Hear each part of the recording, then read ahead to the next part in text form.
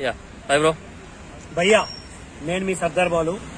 Hanuman review చూసుకున్నట్టయితే నిజంగా చాలా అంటే చాలా మంచి సినిమా చూశాను అనిపించింది నాకు. అసలు వాళ్ళు తీసుకున్న క్యారెక్టరైజేషన్స్ కానీ క్యారెక్టర్స్ కానీ చాలా అంటే చాలా బాగా అనిపించింది నాకు. మెయిన్ గా మన తేజ సజ్జా గురించి మాట్లాడుకుంటే వేరే లెవెల్ యాక్టింగ్ అన్న, వేరే లెవెల్ ఇచ్చి పడేశాడు అసలు నాకు.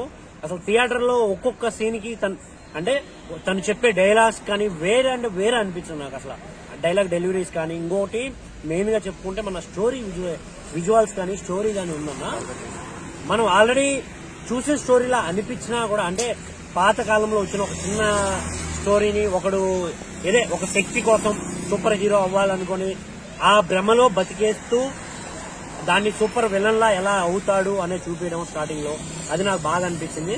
తర్వాత వెంటనే మన హీరో ఎంట్రీ ఉంటదన్న, హనుమాన్ వేరే లెవెల్ కామెడీ. అసలు నిజంగా నేనైతే చాలా బాగా నవ్వుకున్నాను.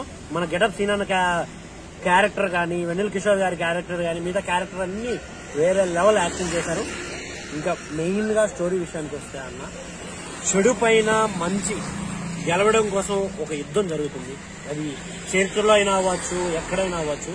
బట్ ఈ సినిమాలో వాళ్ళు చూపించిన ఈ యుద్ధం గురించి, ఒక సూపర్ హీరో సూపర్ విలన్ మధ్య జరిగే ఫైట్లు, వాళ్ళిద్దరూ ఒక మణిబాబు అనే ఒక వస్తువు కోసం గొడవపడ్డం, డైమండ్ కోసం, ఒక శక్తి కోసం గొడవపడ్డం అనేది చాలా బాగా అనిపించింది.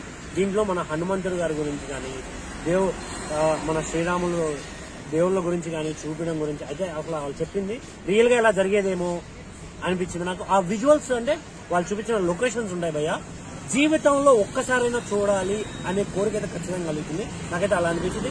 ఇంకా కొంచెం మైనస్ విషయానికి మాట్లాడుకుంటే, స్టోరీ స్టార్టింగ్ లో కొంచెం స్లోగా ఉంటది, బట్ వాళ్ళు ఇచ్చే బీజమ్స్ కూడా అవి కనెక్ట్ అయిపోయి వెళ్ళిపోతుంది సినిమా. ఓవరాల్ గా అయితే నాకు చాలా అంటే చాలా నచ్చింది. బట్ మీరు థియేటర్ లో చూస్తుంటే మీకు ఏమనిపించిందో కామెంట్ చేయండి. Please subscribe. Thank you.